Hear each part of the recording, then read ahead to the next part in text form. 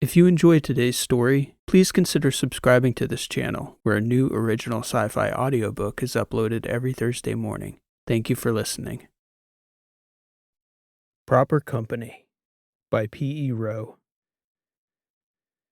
There's probably no secret in the outer letters we'd like to keep as secret as Canice. It's not mapped in any proper manner.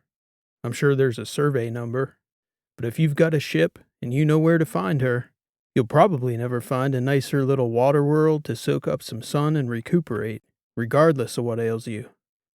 The major land masses of the world are at the poles, which works out nicely, because the equatorial seas are all but devoid of land, and the area is hot as hell. By the time the water circulates down to the poles, it's like a warm salt bath, soothing to the skin and to the soul, both of which were welcome, especially for our guest, Transom, who was in need of quite a lot of recuperation following the blast he took from that proximity mine. He promised to keep the place a secret if we promised not to tell anyone he got fragged. Not that we cared all that much, but the mystique of the cold, invincible, unflinching badass takes a bit of a hit whenever it becomes common knowledge that not only are you mortal, you've come damn near close to cashing it in. This log entry, which is off Yankee Chaos's official register, started out there on Canice, where all of us took some much-needed downtime while Transom recuperated. Hail Birch, Captain, recording. I thought the waters would have Transom back on his feet in 3 or 4 weeks. It took 8 before he was his old self again, both in body and spirit. For a while there, I wasn't sure if he was going back to Edoras. He didn't seem to have much fight left in him. Then he started swimming again, running, waking up early and doing calisthenics, soldier stuff. What the hell else would I do with myself, Birch? He asked me. You know, I said to him, I'd have said the same thing till I got blown up. The only difference was that soldiering got properly taken off the table for me that day. It will for you one day, too. And if you live through it, you'll have to figure something out. Maybe someday, he said. But not today. Once he was ready to go, we figured we'd give him a lift back to Edoras before checking in properly with Letters Command and seeing if they had any work for us. Odds were good they'd have taken us for lost ourselves, so it was entirely possible they'd stopped calling after almost 10 weeks since last contact. We were about to jump out on our way to Edoras when Rishi, being the diligent sort, decided to sift through our comms backlog. And sure, there were a few messages, nothing that couldn't wait, except for one. It came in 2 weeks ago, Rishi said. Everyone was back in the atrium, strapping in for the jump except me and Juice. We were both up on the flight deck. Juice was finally starting to look like a normal human again after all that time, having made the best of that water world stop to put some weight back on his frame. He looked good. Well, who's the message from? I asked Rishi. I should probably just play it, she said. She put it up on the screen. It was one of the last people I was expecting to see. Young Carolina Dreesen. She looked pretty torn up about something. She'd clearly been crying, and she started her message with a long sigh. Hi, Birch. I don't know where you guys are right now. And I don't know. Who knows when you'll even get this. I need some help from someone I can trust. I'm not sure I know who I can trust anymore here. I need your help. I can't say any more than that. I can get off Athos to the cylinders. I'm adding the encrypted address of a contact who can arrange for you to pick me up if you agree to. It's a personal matter, but I can't be more specific over a communication line like this. Anyway, I hope you can come. Of course, you'll all be well compensated. I hope you and the crew are doing well. What do you make of that, Ship? I asked Rishi. No idea, Birch, she said. But unless I dramatically misread her, something serious must be up. Carolina doesn't strike me as the overly dramatic type. Nor I. I was rubbing my chin, thinking about it. Edoras wasn't exactly on the way to Athos, but Athos was definitely not on the way to Edoras. We already had a full ship. I must have been thinking about it for long enough for Rishi to guess what I was pondering. I think we should go get her, Rishi said. Before we drop off Transom? I have a feeling about it, she said. Like, we're not done with him yet. Or maybe that somehow all of these things are connected. To that point, Juice had been sitting there quietly, allowing me and Rishi to sort through the business of ship running. We don't even know what her issue is, Juice said. Looks like she's pretty shaken up about something. You really want to subject Carolina Dreesen to transom? Or running through a Terran space to drop him off? Transom can wait, Rishi said. We need to go see her. You steer, ship, I said. I'll make the call. Let Carolina know we're coming. I told the crew about the change in plans an hour into the first jump. They were all still in the atrium and had a pretty decent Sabaka game going. Even Ren was in on it. The course change wasn't a minor detour. At best, picking up Carolina on Athos meant at least another 3 weeks before we could get transom to a Terran space. But he took the news with a surprising stoicism. Yet again, it seemed like he wasn't overly keen to get back to the war. You know, I've never seen that bastard ring with my own eyes, Transom said. They say everyone should see Athos before they die. I guess since I pretty much died last month, I'm overdue. I'll keep an eye on him, boss, Lita said. We both will, Soch said. What? Transom said. Who is this Carolina girl supposed to be anyway? This might be a bad idea, ship, I said. After all we've been through, Transom said, you lot should have more faith in me. That we have any at all is what scares me, I told him. You'll figure it out when we get there. We got directions from Carolina's contact on how to pick her up. Apparently she had a friend who could get her off the ring anonymously, but she didn't have a way out of the system from there. Whatever was going on, she didn't want her actions publicly known. She even asked if Rishi could spoof our identity, in case someone looking for her asked about her time aboard Yankee Chaos a few months back. It had been a stroke of luck, then, that we hadn't checked in with command, as we were still technically missing ourselves, maybe even presumed lost by the letters. Yeah, of course Rishi could spoof a signal from a similar transport ship. Carolina had us meet her on one of the ag cylinders in the Bantham cluster, a grain plantation with a few thousand people on it called Crawford Bantham, which apparently kept a very loose docking log. We'd been latched for maybe 2 minutes before Carolina was knocking on the outside door. There all by herself, carrying a decent-sized rucksack and wearing a hat pulled down over her eyes. She didn't wait for an invitation. As soon as Rishi opened the lower airlock hatch, she stepped in. The less time we spend out here, the better, Carolina said to the comm outlet in the empty room. Where to? Rishi asked. Out of Dreesen's for now, she said. I'm not entirely sure yet. Maybe Helenia first. I don't even know. As soon as we'd cleared those outer cylinder groups, Rishi burned us straight away from Athos, so the only good view they got of us was the light escaping our engines, a proper look at Yankee Chaos's backside and nothing in profile, in case anyone was looking. I floated down to greet Carolina in the atrium. Transom, Ren, and Soch were strapped in at the table by then. How was the view? I asked Transom, referring to the ring, which we didn't get much time to see from out at the ag cylinders. Kind of amazing, Transom said. Center of the galaxy, one would think from the way everyone talks about it. You can hardly even tell it's there. Yeah, biggest structure ever built looks like a hair tied around a football, I said. It's a little less anticlimactic when you land there.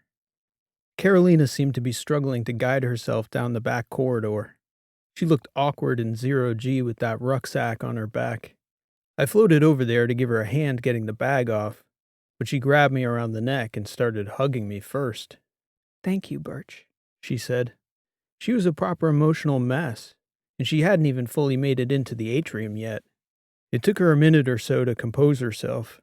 I'm going to put you in my quarters, I told her. Guest room's occupied at the moment.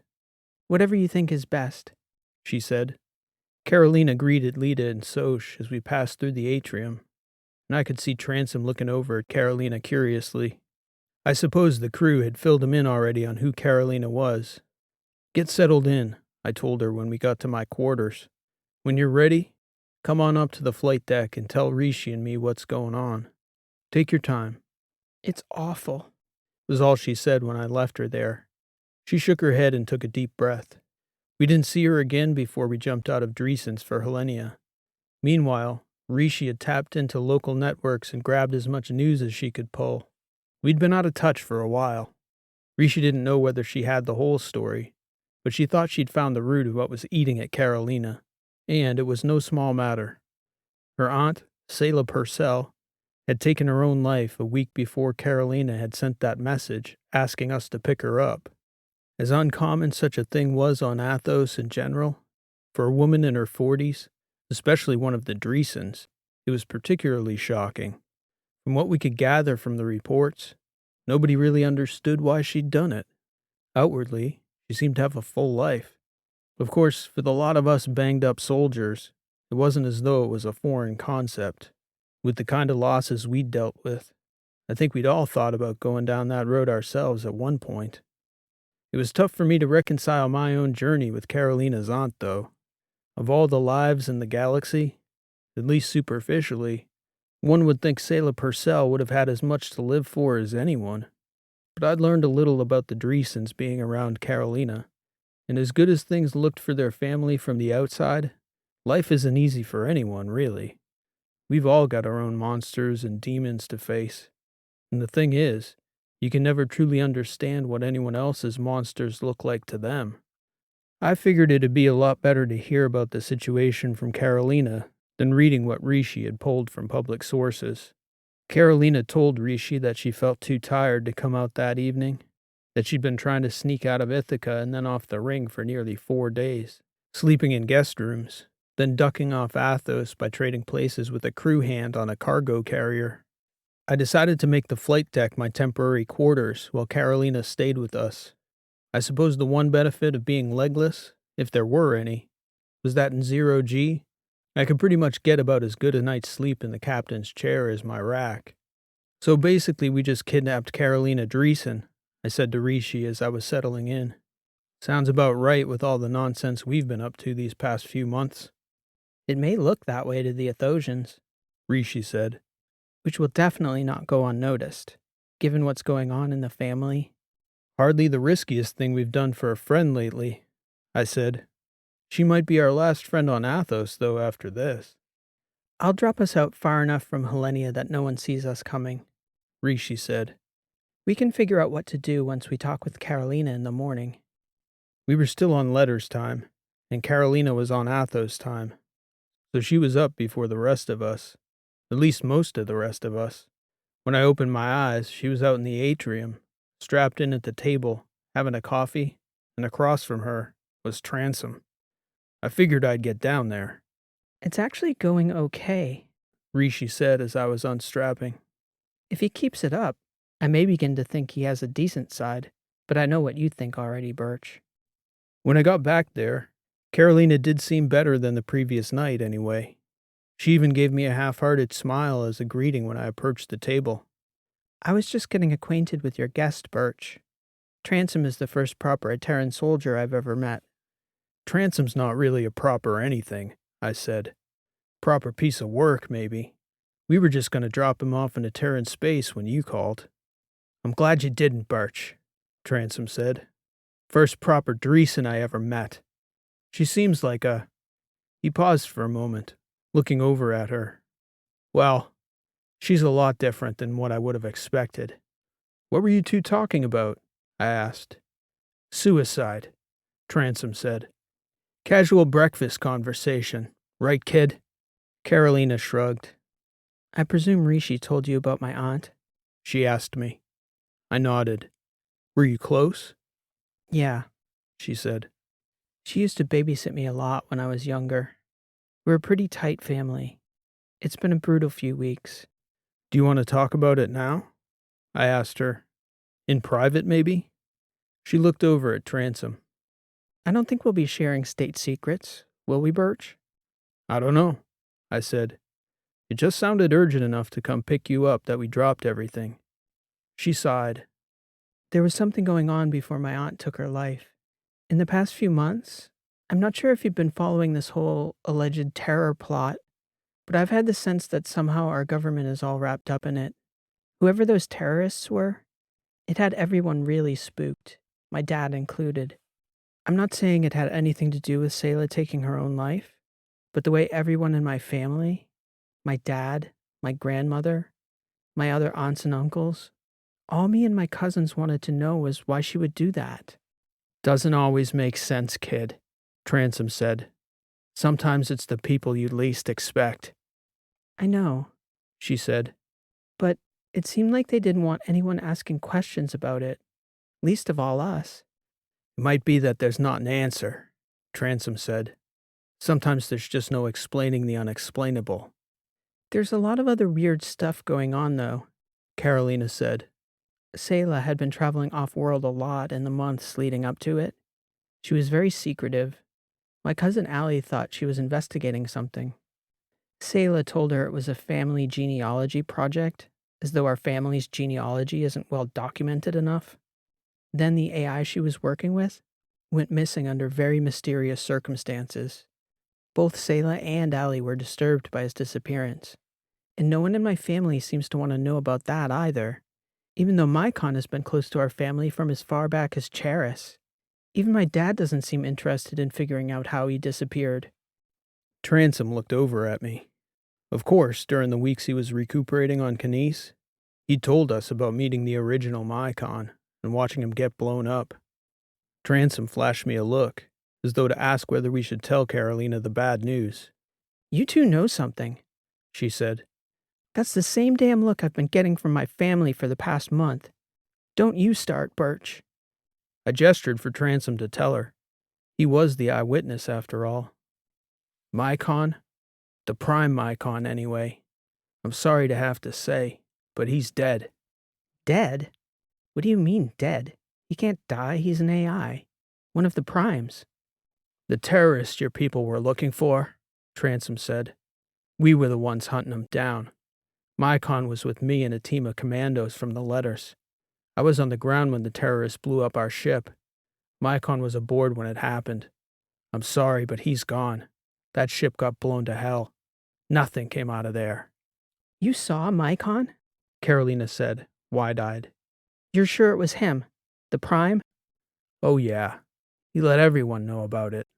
Tell me everything about the way that ship got destroyed. Transom shrugged and described the scenario. How they'd attacked the manufacturing outpost. How he'd gone after Clemabali alone. How their ship had been hovering above him when it got destroyed. Then how he'd gotten blown up by a proximity mine. He even went into greater details about the conversation he'd had with the Bali while he was bleeding out on the desert rocks. Did Abali know Mycon was with you? Carolina asked. I don't see how he could have, Transom said. Birch, we need to go there now, Carolina said. Mycon is still there.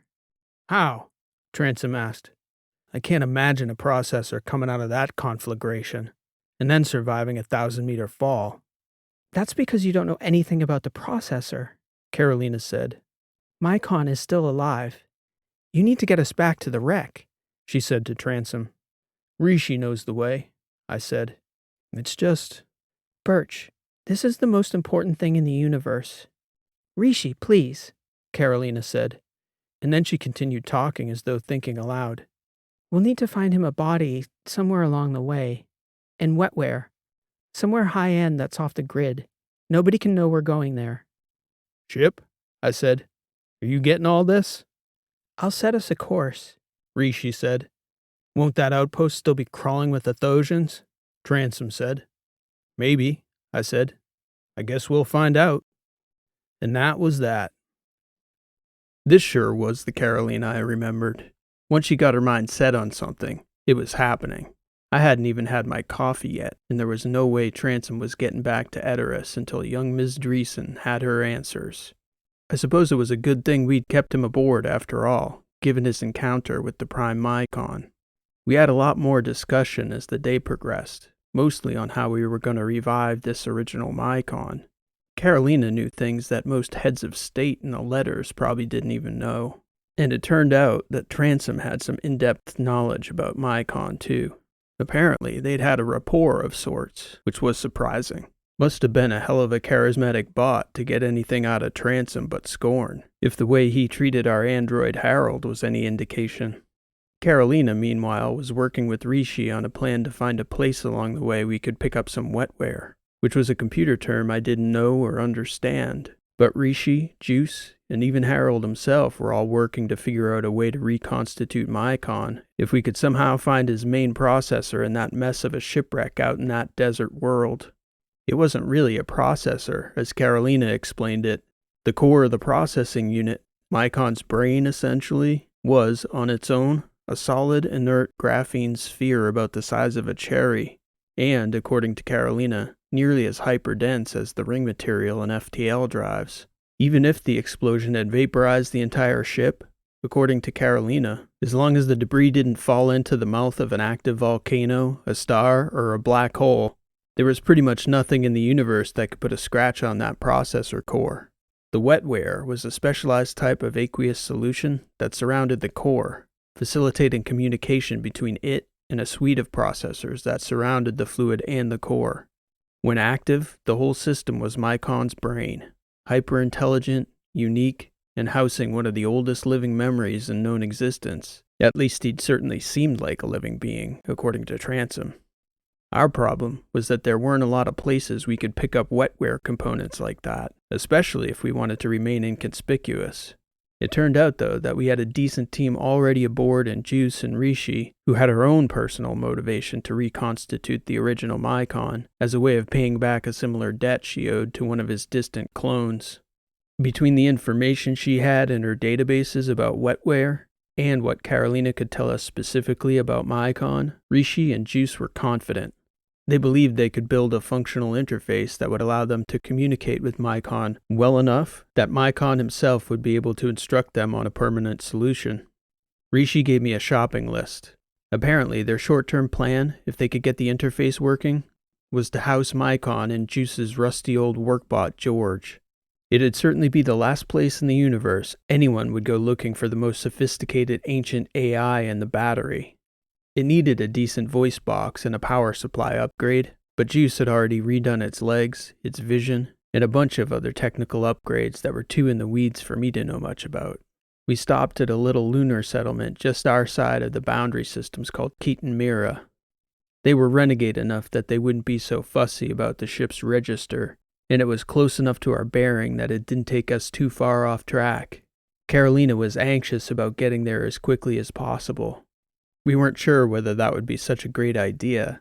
There was a strong possibility Letter's security or the Athosians would still be keeping up a presence around the outpost, just to see if anyone from Abali's network came back to the site.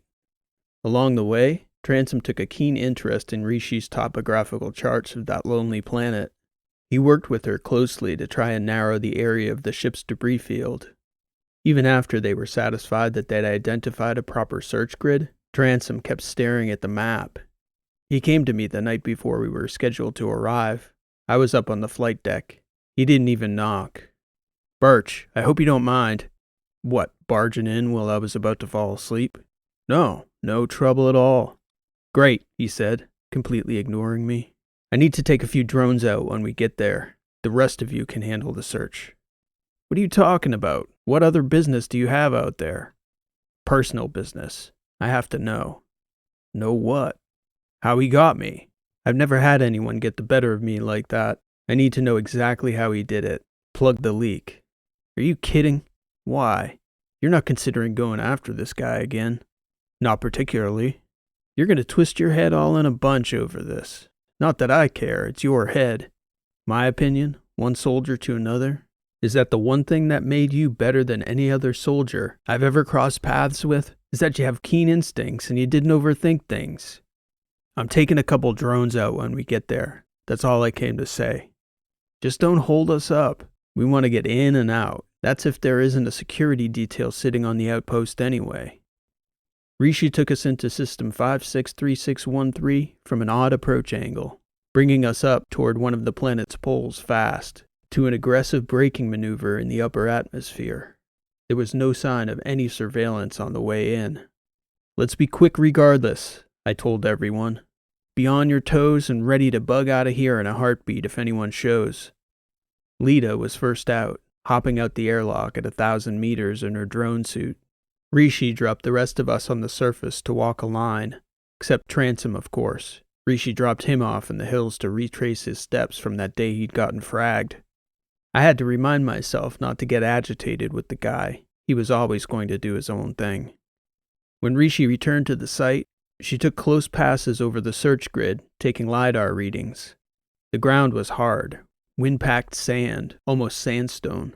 The ship had largely disintegrated before hitting the ground, so we didn't expect this piece to be buried deep if it was still here.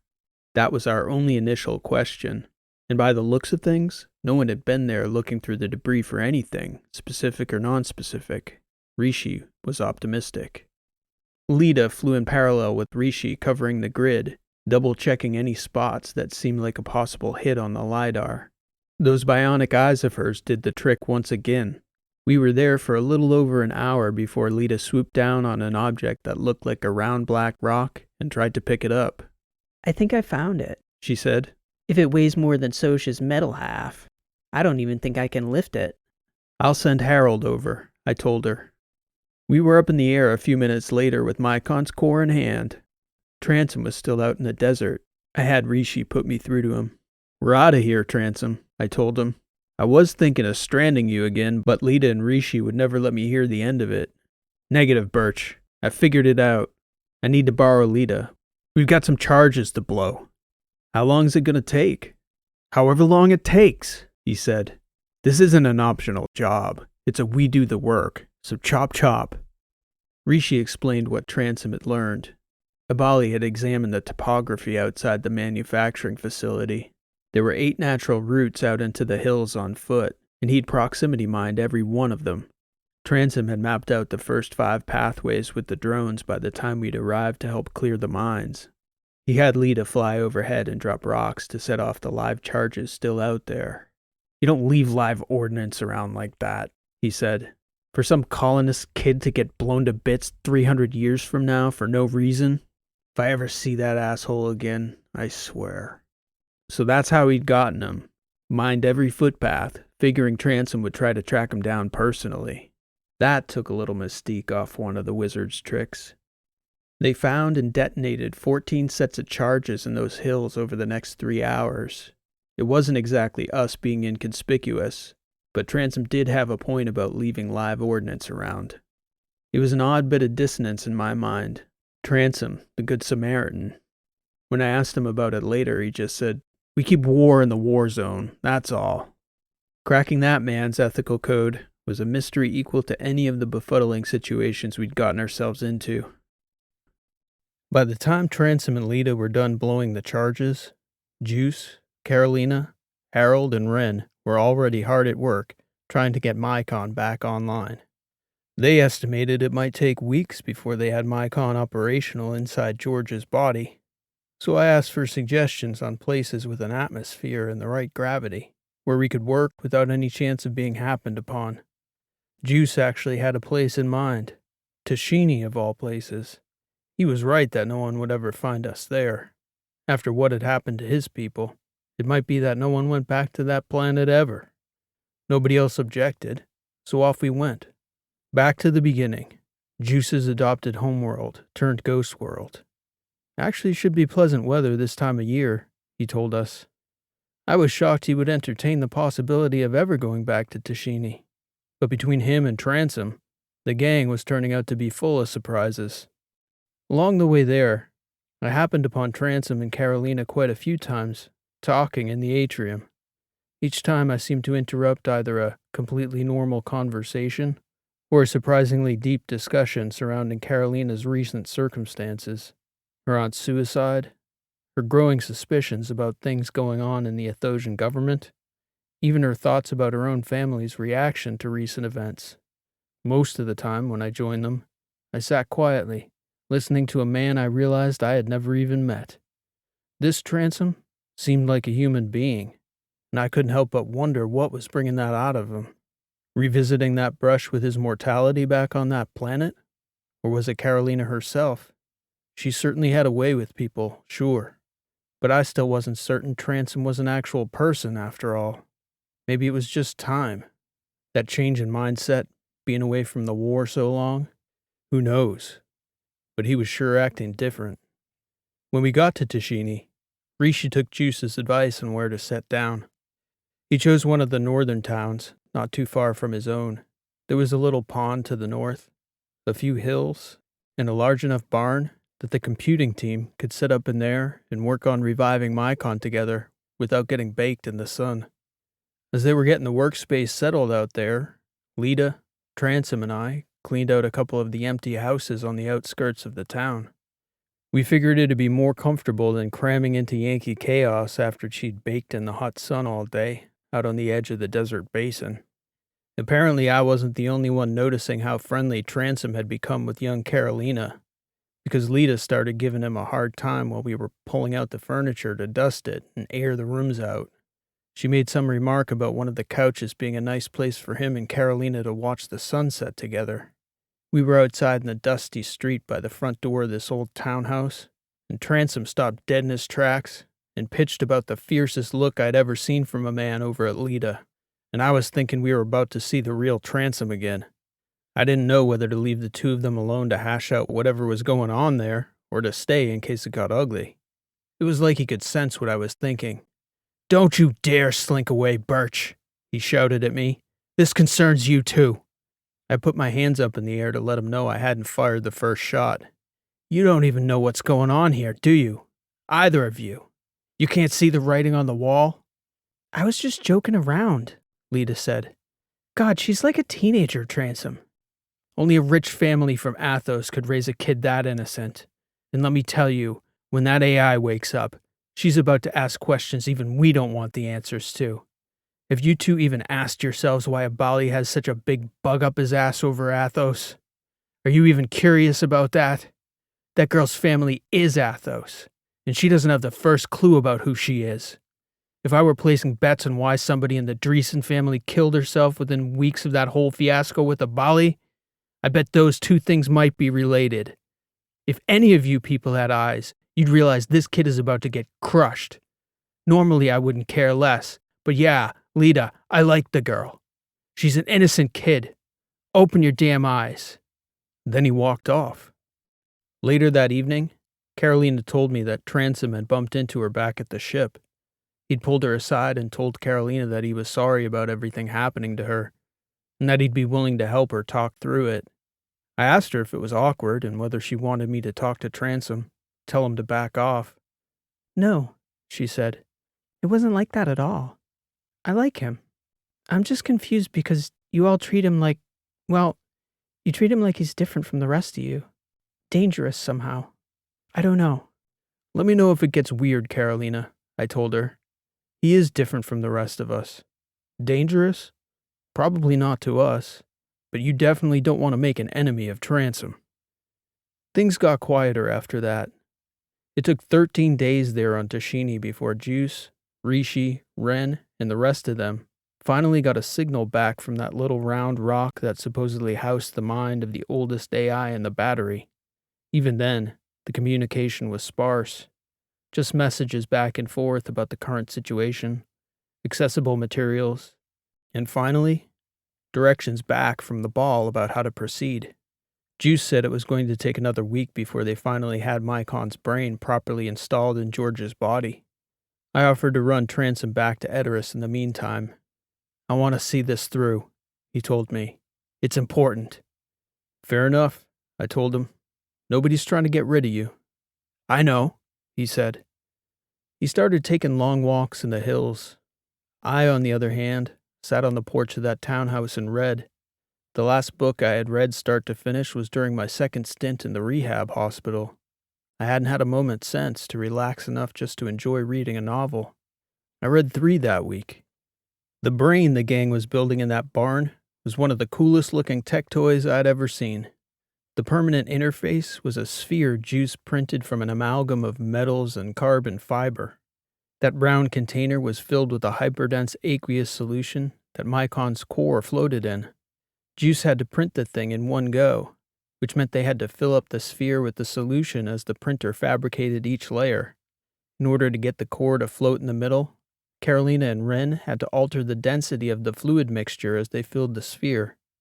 Then, once the sphere was filled and sealed, Juice installed the processors that communicated with the android body on the outside of the sphere. Then he installed that brain in the head of old George, after wiring up the relevant bodily systems. Juice was a pro with all that stuff. He and Harold mostly, though Wren and Carolina were on hand to help out as needed too. After all those tech theatrics, I was looking forward to meeting this special bot. I'd met a few Mycons over the years, but Transom insisted there was a difference with the Prime. He'd even used the word wisdom. On the day they were finishing up Mycon's head, I had Lita and Soj help me drag a dinner table behind the barn and set it down in the shade cast by the building. I figured we could sit down and eat together, celebrate once they'd finished the work. Transom and I were sitting there together at that table, me reading and he sipping coffee, when Carolina came walking along the back wall of the barn with old George, who presumably was now being occupied by the spirit of that ancient AI, Mycon himself. Mycon Prime looked even more robotic walking than poor George did, steering that awkward heap of a body, but he was getting around again anyway. They sat down with us. "It would appear I have a lot to thank you for, Transom," Mycon said. "And you as well, Birch." "Would you believe me if I said I was happy to see you functional again?" Transom said. "Oddly enough, yes," Mycon said. "I can't say the body is all that stylish, but I imagine if it hadn't been for your chance encounter with Carolina, it would have been a great deal of time before I was reconstituted again, if ever. Life's funny like that," Transom said. "If it weren't for Carolina calling Birch, I'd be back somewhere on the West End most likely, killing a bunch of people I have no cause to have any quarrel with of my own. Maybe one of them will live and do something meaningful now." "There's a thought," I said. "Carolina wanted to speak with you both," Mycon said. "That's why we came out together. She wanted you two to be here because, for whatever reason, she trusts you both. No offense intended, Birch. I do not know you." "None taken," I said. "In fact, the opposite. Carolina's trust is no small thing in my book." "A lot has happened," Mycon said. "Your very interesting ship's AI and I had quite the conversation this afternoon, Captain Birch." "She has a special fondness for one of your clones," I said. "I'm well aware. She filled me in on the news of the past month or so, both out here and on Athos. Our operation didn't go quite as planned, needless to say." "On the bright side," Transom said, "the guy never intended to irradiate 1 trillion of Carolina's fellow Athosians, so that's a plus."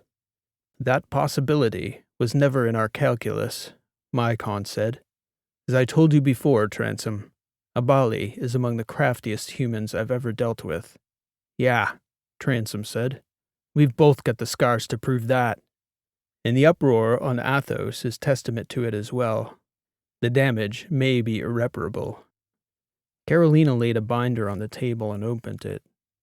Selah's husband, Michael, married into our family and was very suspicious about how she died, Carolina said. "I thought at the very least someone should listen to him. My father told me it was just pain and confusion, the search for an answer where there was none. Michael, for whatever reason, confided in me. Maybe he reached out to others, and I was the only one who listened. I don't know. But he gave me a list of meetings she'd had in the months leading up to her death. He didn't know exactly what it was all about, but my cousin Allie thought it had something to do with my grandfather and the war. I'm not sure if even you know all this, Mycon, but I did my best to figure out all the people she'd met with and what their connections were to my grandfather. There was a name on her contact list I almost couldn't believe." Carolina illuminated the list and projected it holographically above the binder. The names, of course, all meant nothing to us until about halfway down the list. There he was, our terrorist, Clem Abali. "I didn't know what to make of it, and I still don't," Carolina said. "Please, Mycon, tell me you can make sense of it." "Exactly, no," the AI said. "This is an even more improbable cluster of names than my finding you here with Transom, dear girl. This galaxy of ours is an unpredictable place." "Is there any chance she was working with him?" "Selah," Mycon said. Certainly not. More likely, she was being used by him in some way, probably for information about the family. She'd have had no idea who he was or what he was up to, I suspect. Before last month, no one but the security service even knew who he was. It's the other names on this list that interest me. How so? Carolina said. They cluster around 3 distinct events at various points in the past century. Some deal with your grandfather, some with your uncles.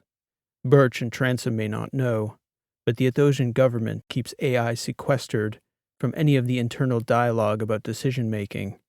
Only at times of vital importance, like we suspected Abali's purported terror attack to be, will I be called upon. The events these names cluster around are interesting, Carolina, but I have no first-hand knowledge. We'll need more information before I can draw any conclusions definitively. What about not definitively? Transom said. This isn't an inquest robot. Tell us what you think. There may be a deeper connection between Athos and the war. Transom shook his head and looked over at Carolina. I'm sorry to have to say this to you, but he won't. What the robot means to say, Carolina, is that he suspects your family may be filled with war criminals. That is not remotely how I'd have put it, Mycon said. And we have no evidence yet, just a list of contacts. Transom, I said, looking over at him. What the hell? Carolina's not dumb, Birch.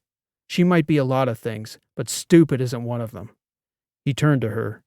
It's better you know the truth, and it's best that it's discussed when people are here with you to help you process it. She had tears in her eyes, but she had her emotions as well in check as one could imagine under the circumstances. All her beliefs about who she was, who her family was, what her civilization was and the scope of the battery, basically every foundation a person has, was cracking under her feet. She turned to Mycon and asked, What about my father? Mycon tilted that busted old robot head of George's and simply said, Your father runs the government. I need to talk to him, she said. I would very much advise against that, Transom said. That sounds like the worst possible idea I could imagine. By that point, Carolina was clutching her hair with both hands and was curled up in a ball with her feet perched on the edge of her seat, resting her chin on her knees. I agree, Mycon said. We should not contact Athos, especially not your family. We need more information. I know where we must go, but it's going to be dangerous, Carolina. Good thing she's got an entire crew of badasses watching her back, I said.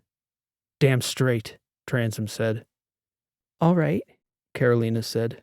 Wherever the trail leads. I owe that much to Selah. You just give Rishi the coordinates and we'll get underway, I said. I could use another day or so, Mycon said. No disrespect to your Luddite technician, who did a commendable job on my processor interface. But this body is a monstrosity that needs quite a bit of work before I go anywhere I might be called upon to defend myself and other humans, especially Ms. Dreesen. Just let us know when, I said. Mr. Birch, Mycon said, you are a true gentleman, and you have my gratitude. Ain't that something, I said, and I meant it. Juice, Harold, and Mycon himself did some work fixing up George's old android body over the next 48 hours or so. Of course, Juice had been working on upgrades piecemeal since he joined us on Yankee Chaos. And he had picked up quite a few parts on Keaton Mira in anticipation of Mycon needing George's body. But it sure was something to see it transform from a total clunker to a fairly dynamic android in a matter of a couple days. When he was finally ready, Mycon gave us the destination. We were heading to a defunct cylinder group, hidden away in disputed space between Trasp territory and the letters. He wouldn't say what was out there, except that it was the next piece of the puzzle. Before taking off, I asked Juice if he wanted to take a minute to pay his respects to his old home. He hadn't stopped working on Mycon's body for a waking minute since we'd landed. I'm good, Birch, he told me. I had plenty of time to reflect when I was up in that cave. It's not easy to see this place, though. I'll be glad to go. You got me thinking about all of us, how one way or another, We kept doing things that had us staring our own past demons in the face. Even young Carolina was getting her feet wet on that front. And Transom. Turned out I had no idea how right I was about not knowing him. Rishi woke me from a dead sleep in the middle of the second night on our way to the Garvin system. Carolina had been up in the atrium drinking tea by herself. Then Transom got up and saw her there, looking sad. He floated over and sat across from her. I don't like eavesdropping, Rishi, I told her. This was 20 minutes ago, Rishi said. And you need to see it. Is Carolina okay? I said. Yes, just watch. So I watched as Rishi replayed the encounter on the float screen. Can't sleep, Transom said. Carolina shrugged and looked across at Transom. You? Thirsty, he said. Grab a drink, Carolina said. Pull up a seat. Transom floated back over to the commissary, made himself a cup of tea, and came back to the table with a water pouch for Carolina. He placed it gently in front of her on the table as he pulled himself down to the chair across from her. A lot to think about, he said. I've been trying to imagine your perspective. Best I can come up with is that it's probably as hard for you to imagine someone like me as it is for me to imagine someone like you. What do you imagine? Carolina said. A lot more than I would have before I met you, that's for sure. We all have our impressions. At Terrans, in general, we have our thoughts about Athosians. But your family... Where do you begin, right? I'm sorry about your aunt, Transom said. My mother killed herself when I was a baby. Carolina's eyes grew wide. It's not, Transom said. I didn't know her. I was an infant. Not like you and Selah. I had to imagine what I was missing. There's a lot of orphans in the Terran systems, so I was in good company. Well, a lot of company anyway. Do you know why she did it? Carolina said. I think it was despair. My father died in combat. He was 19 years old. My mother was 17. It's very strange for me to think that I'm almost twice as old as she ever grew to be. Just a child, really. I don't suppose the universe would have given you good odds on that, given your occupation. No, Transom said. I'm damn near ancient now compared to most of Terran soldiers. Most are dead before they learn the first thing about what it takes to stay alive. If you make it that long, then you become obsessed with staying alive long enough that you wonder why you even bother. I'm still alive more out of habit than anything, doing the smart thing every time subconsciously, by default. Who raised you, if you don't mind my asking? I don't. It was the military. First a regular group home. Then, when they couldn't properly contain me, they sent me to a pipeline academy for special forces recruits. I was spitting steel when I was 12 years old. Sounds like Sparta. I don't know, Transom said. Who knows what to believe? All those stories about other cultures. Every other culture is strange except your own. And you can't really know another culture unless you live in it. Athos is like an alien civilization to me. You're the most innocent person I've ever met. At first, I thought you were this delicate thing, ready to shatter into 1,000 pieces at the first gust of wind. And now? Still, in some ways, yes. But in other ways, there's a toughness about you I recognize. If you'd been born on Edoras, you'd have done fine. Built a backbone of solid steel like the rest of us. She looked at him directly. What's your name? Carolina said. The one your mother gave you.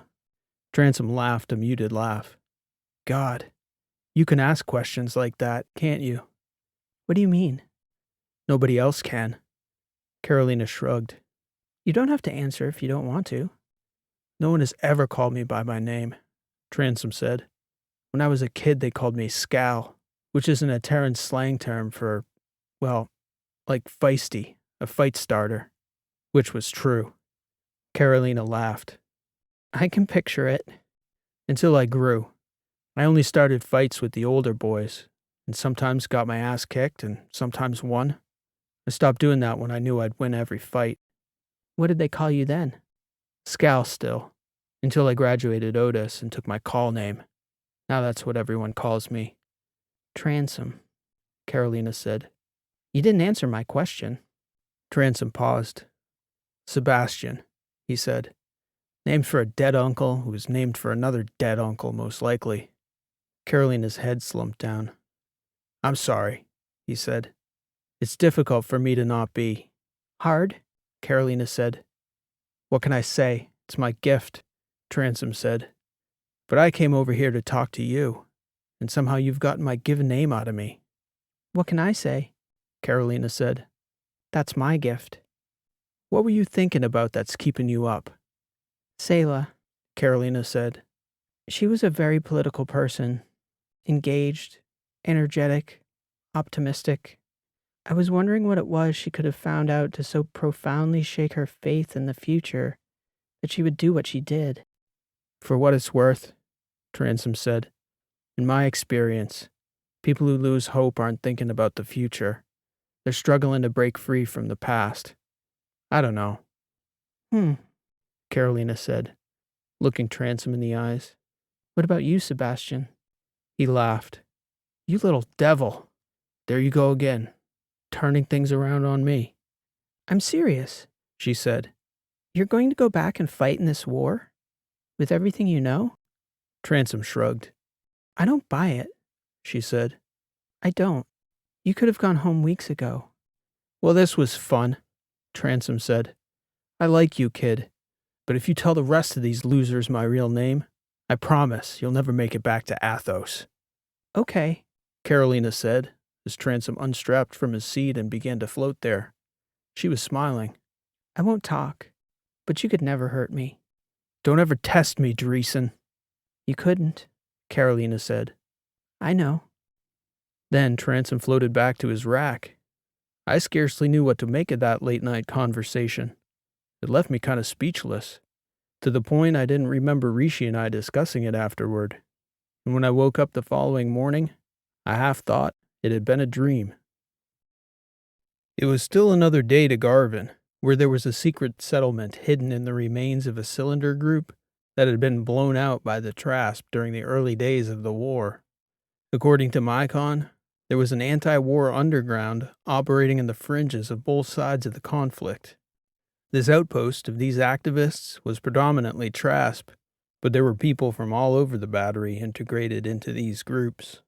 Rishi took us into the system cloaked in the penumbra of Exos, the planet whose gravity well the cylinder orbited.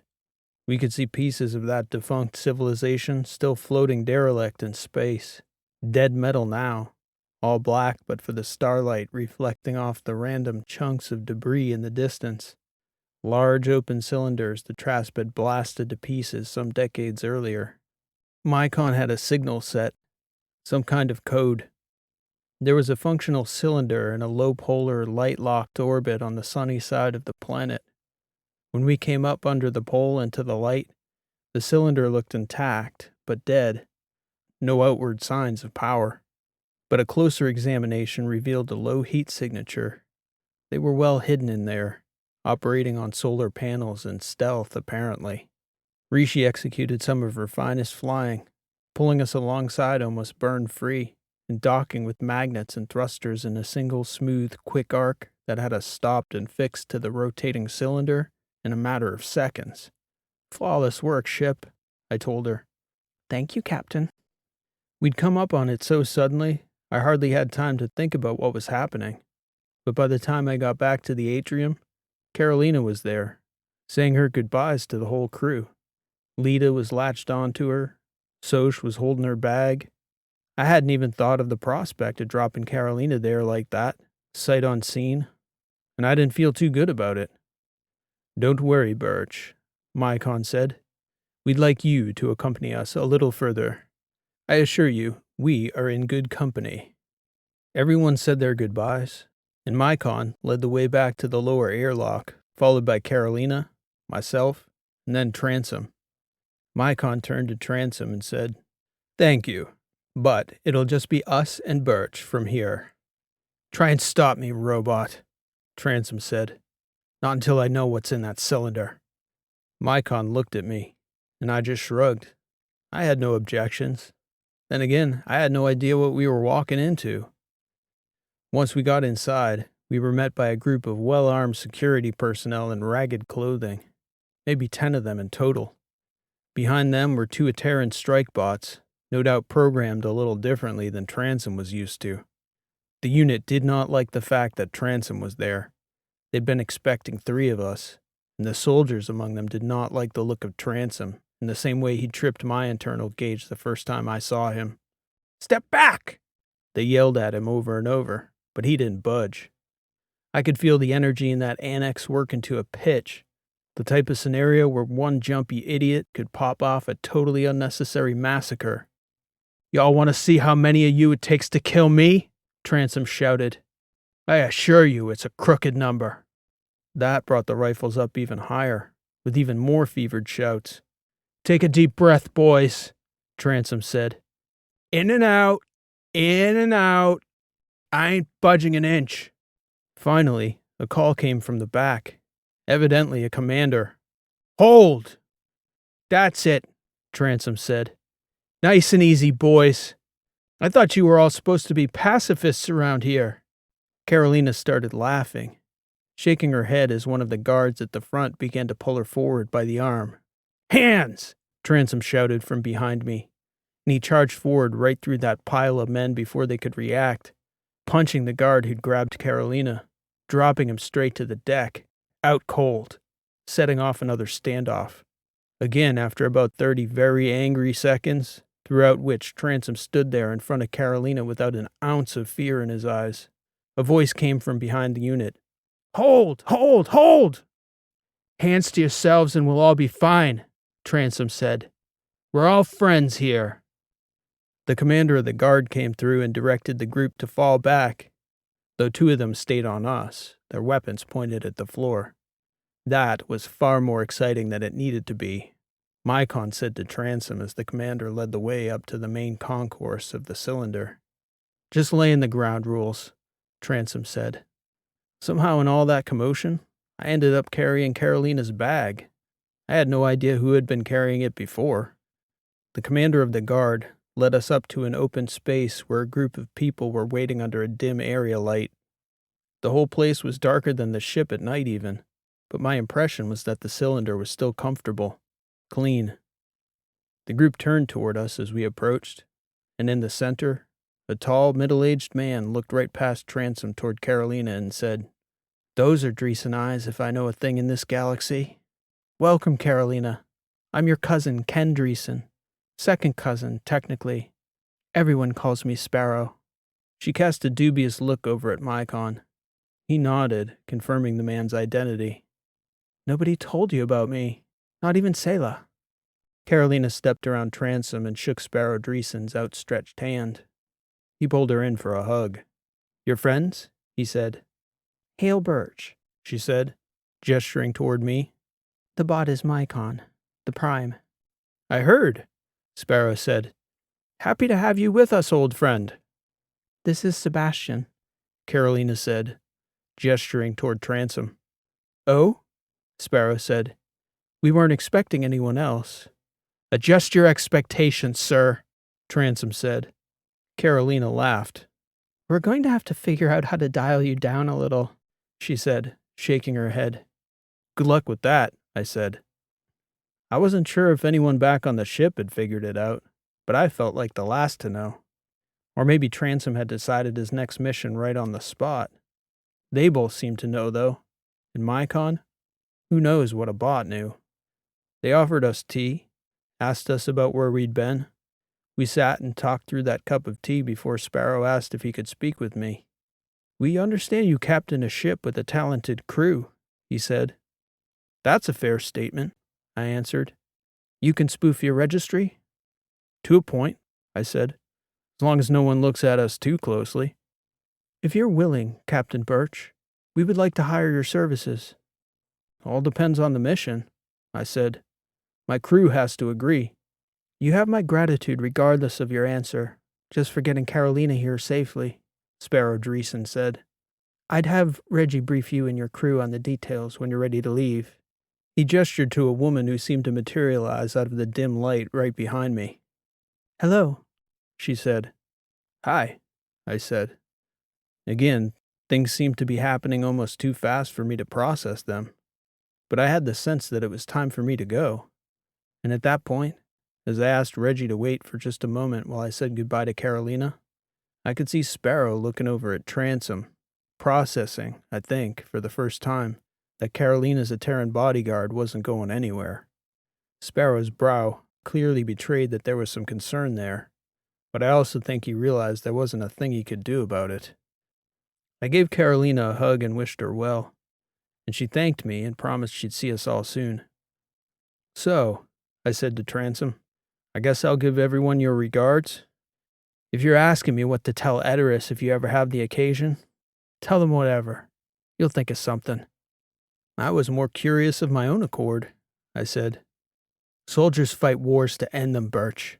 Tell me you've crossed paths with anything or anyone more likely to end the war than Carolina is. Now that she's on that path, as long as she'll have me, that girl won't take another step in her life that's not guarded by my right hand. What about the rest of you? He shook his head. It's an expression we say on Edoras. Never mind, asshole. I laughed. Look, I wouldn't have left her with you a few weeks ago. Or maybe you'd have killed me for trying to stop you. In any case, I feel better knowing she's in proper company now. It's a dangerous road she's going down. You know better than any how to keep her safe on it. If you ever need backup, you're the first call I'll make, Birch. You have my word on it. We'll see you both soon, I said. Then I headed back to the ship with Reggie. Here we were again, hardly with the time to take a breath from the one misadventure before we were starting another. So off we went, me and this new compatriot, venturing out anonymously into the secret dark. And I suppose that, in itself, is as good a place to end a log entry as any. Hail Birch, off the official log, naming this entry Proper Company, and wishing those two very different people my strongest personal hope that I will see both of them again, safe, healthy, and on good terms. Signing off. Proper Company. This has been an original story, written and read by P.E. Rowe. Thank you for listening. I hope you enjoyed this story. If you're new to the channel and may not be aware, I'm anthologizing these weekly stories in collections, which are available in paperback, ebook, and audiobook. The most recent collection, Age of Deception, is available now through my bookstore, which is linked in the description below, and is now available on audiobook as well. Because I had such a long interval between collection 2 and 3, it gave me a chance to be very purposeful about the stories I included in this book. I've had quite a few new viewers ask me over the past few months what the best order is to listen to the stories. My first answer is always the playlists, which I try to group together thematically and in chronological order. I did the same thing with this collection, which has quite a few channel favorites in it, and follows a chronological order on a tour through the Battery systems, where most of the interrelated stories on the channel are set. So this collection is a great way to get oriented in the universe where most of my stories are set. Every book, ebook, or audiobook sold goes to help support the creation of more stories like today's. So if you're new to the channel, or would just like to support it and get something in return, please stop by my bookstore and check out the new collection. Alternatively, if you'd like to support the channel directly, the support link in the description below will take you to my website support page, where there are several convenient options. Thanks for listening. This has been P.E. Rowe, and I hope to see you next time.